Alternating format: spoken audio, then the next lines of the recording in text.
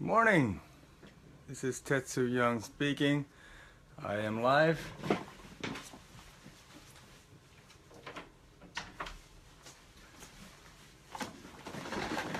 Sorry about that. Let's see, I need to do a little bit of adjustment here. Just want to first confirm that I am online. Could I maybe have some comments if people are hearing me?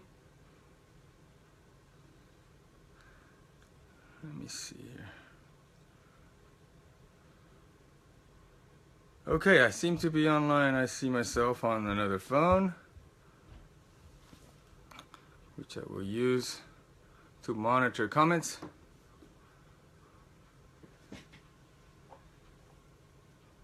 I see one. Okay, and if I turn this around,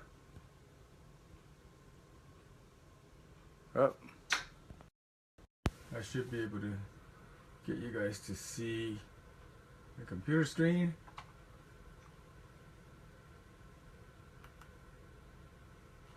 Which I will use to get a presentation going. Okay. A little bit custom made here.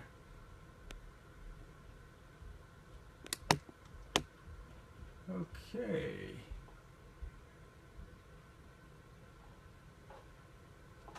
All right, I see that I am live, and we have a viewer of a few viewers. Good morning, everybody. Once again, Tetsu Young speaking here. I'll be talking about how to raise multilingual children. Let's give it a few moments here. I see Ruth have joined.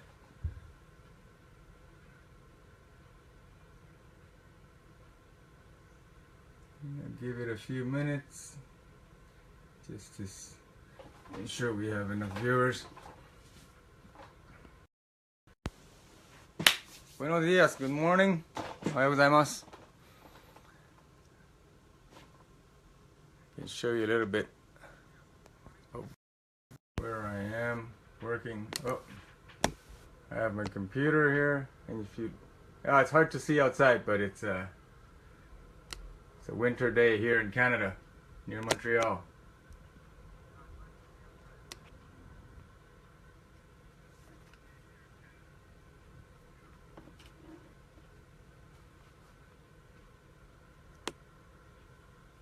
Okay. We have, hey Jacob, how's it going? All the way from Australia. What a privilege to have you here.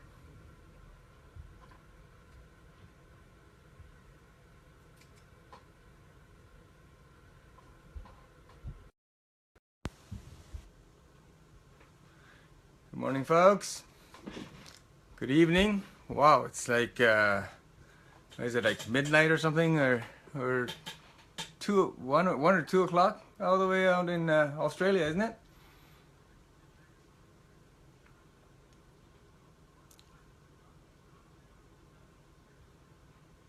Hope you're all doing okay. I will start shortly.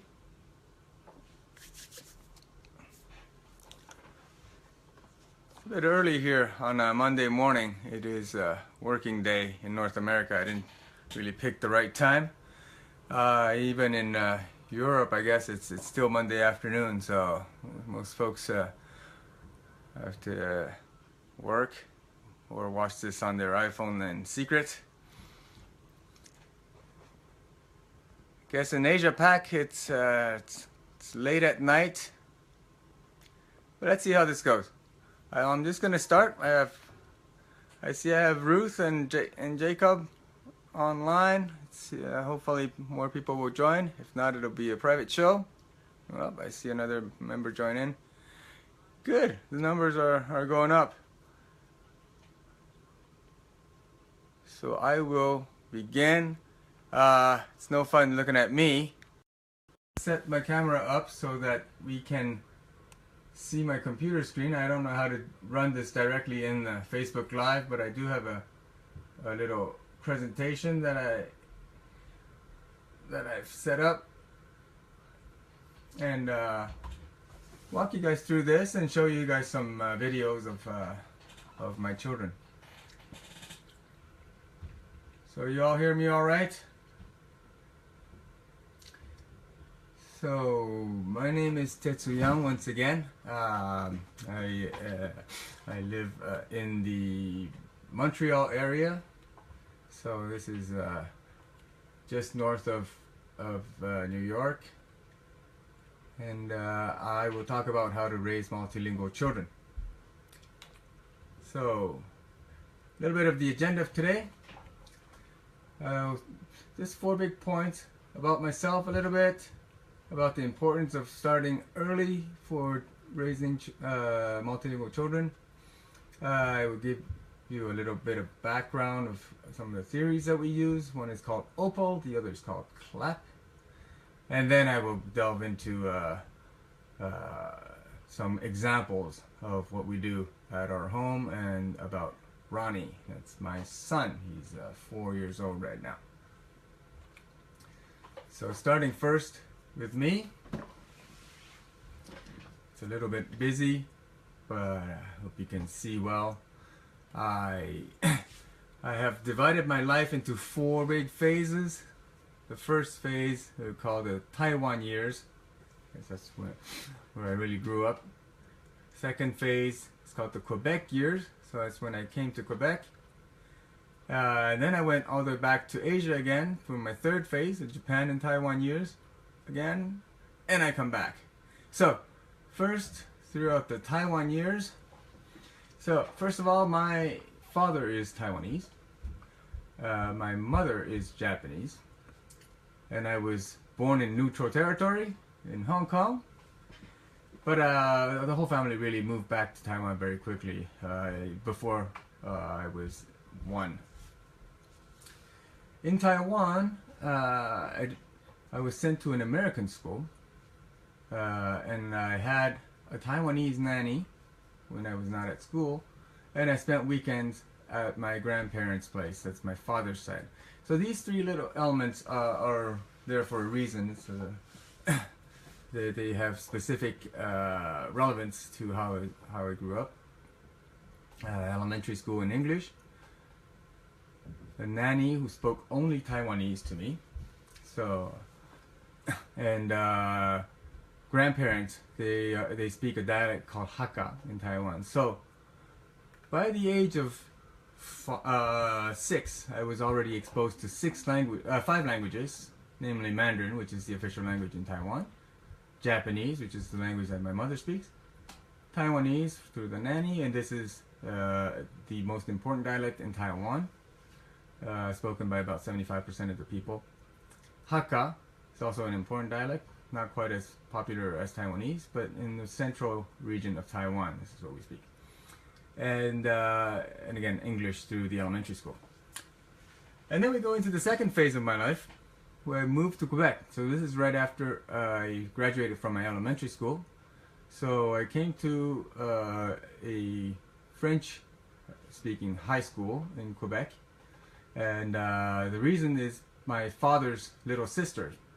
So my aunt, who was Taiwanese, married a Quebecer, and she had immigrated to Canada long before I was born.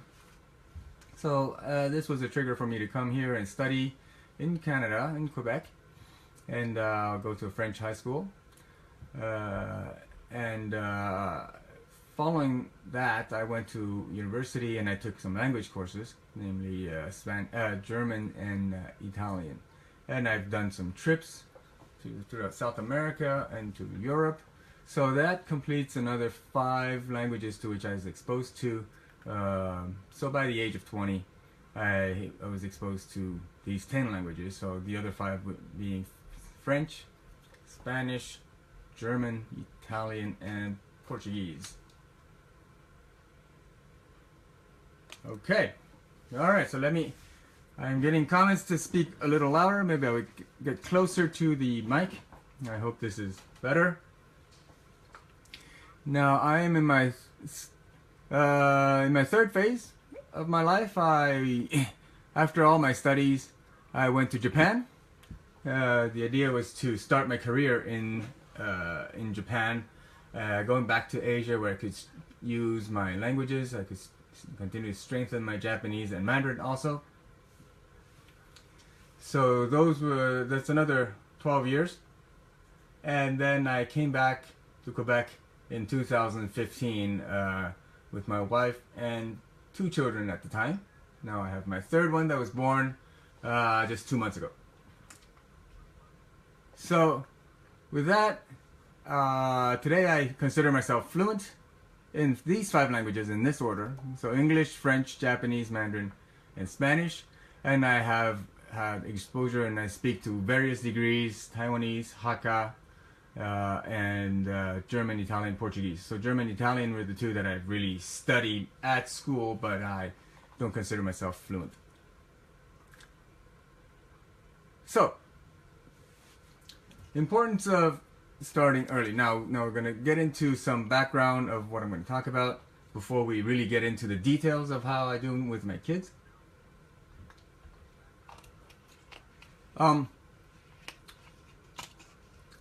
I can think about these 4 advantages in big categories. So first, learning to speak languages like native speakers. This is quite important in terms of accents. It's really known, I guess, that children are able to pick up multiple languages with very good accents. This is in a short